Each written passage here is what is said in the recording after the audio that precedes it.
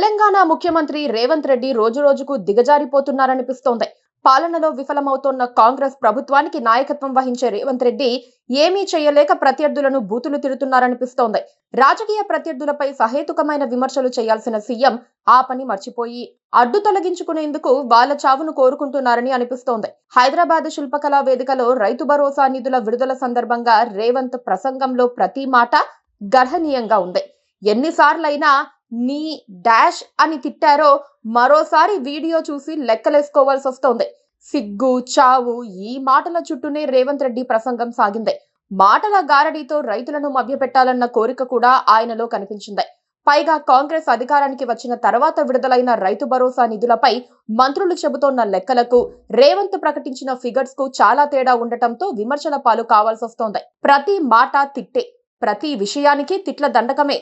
అసలు రేవంత్ రెడ్డికి రాజకీయాలు ఎలా చేయాలో తెలుసా అన్న అనుమానాలు కలుగుతున్నాయి.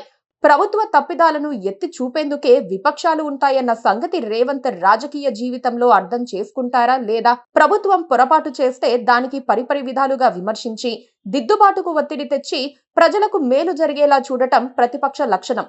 ఆ పని చేయలేకపోతే ఏ పార్టీ అయినా విపక్షంగా కూడా విఫలమైనట్లే.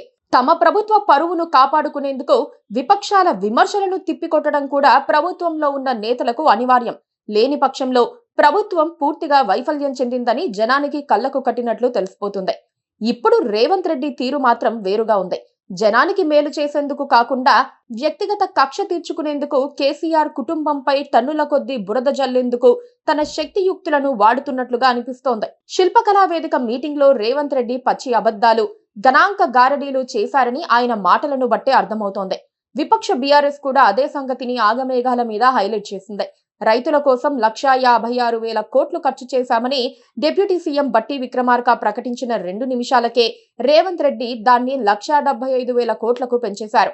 దాంతో ఏది నిజం, ఎవరు నిజం చెబుతున్నారో అర్థం కాక తెలంగాణ జనం ముక్కున వేలేసుకుంటున్నారు. 2027 మార్చి 31 వరకు తెలంగాణ వ్యవసాయ రంగానికి కేటాయించిన బడ్జెట్ 86,000 కోట్లయితే ఈ 1,75,000 కోట్ల లెక్క ఎక్కడి నుంచి వచ్చిందని మాజీ మంత్రి హరీష్ రావు ప్రశ్నిస్తున్నారు.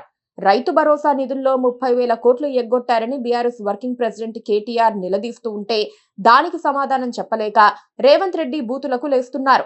ఎన్నికల ముందు ఎకరానికి 15,000 ఇస్తానన్న రేవంత్ రెడ్డి ఇప్పుడు రివర్స్ అయిపోయారని రైతులంతా గగ్గోలు పెడుతున్నారు.